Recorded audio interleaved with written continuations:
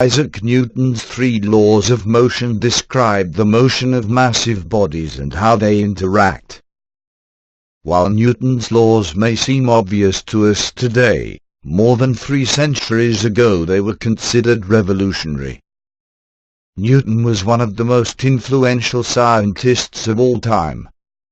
His ideas became the basis for modern physics.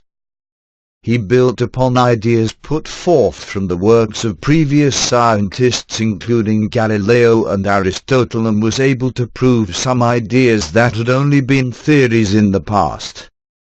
He studied optics, astronomy and math. He invented calculus. German mathematician Gottfried Leibniz is also credited with developing it independently at about the same time. In formulating his three laws, Newton simplified his treatment of massive bodies by considering them to be mathematical points with no size or rotation. This allowed him to ignore factors such as friction, air resistance, temperature, material properties, etc., and concentrate on phenomena that can be described solely in terms of mass, length and time. Consequently, the three laws cannot be used to describe precisely the behavior of large rigid or deformable objects. However, in many cases they provide suitably accurate approximations.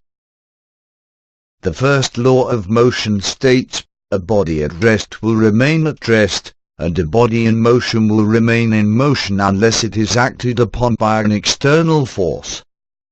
This simply means that things cannot start, stop, or change direction all by themselves. It takes some force acting on them from the outside to cause such a change. This property of massive bodies to resist changes in their state of motion is sometimes called inertia. The second law of motion describes what happens to a massive body when it is acted upon by an external force. It states, the force acting on an object is equal to the mass of that object times its acceleration.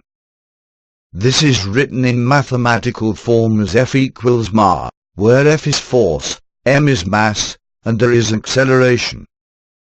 The bold letters indicate that force and acceleration are vector quantities, which means they have both magnitude and direction.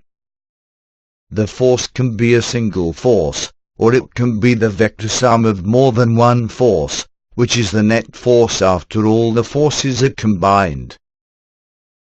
When a constant force acts on a massive body, it causes it to accelerate, that is, to change its velocity, at a constant rate.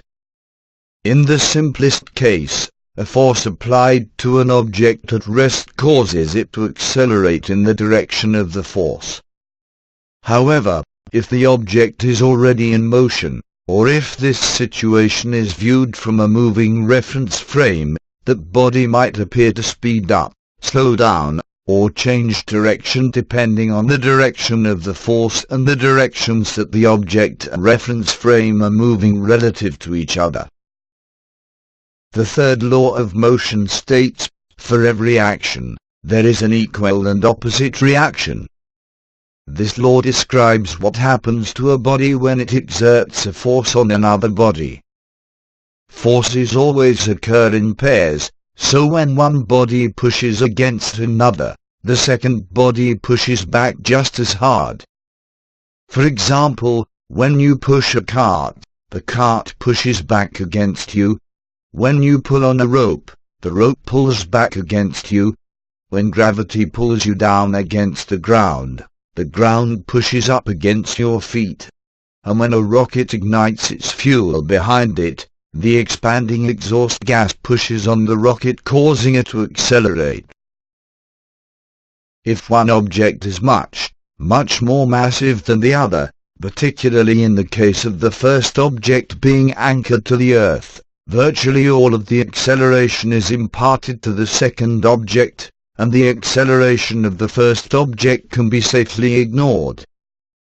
For instance, if you were to throw a baseball to the west, you would not have to consider that you actually caused the rotation of the Earth to speed up ever so slightly while the ball was in the air.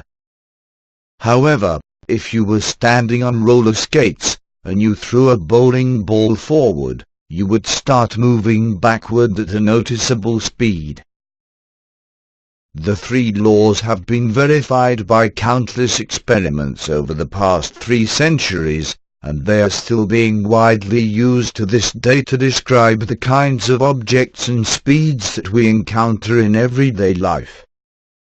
They form the foundation of what is now known as classical mechanics, which is the study of massive objects that are larger than the very small scales addressed by quantum mechanics and that are moving slower than the very high speeds addressed by relativistic mechanics.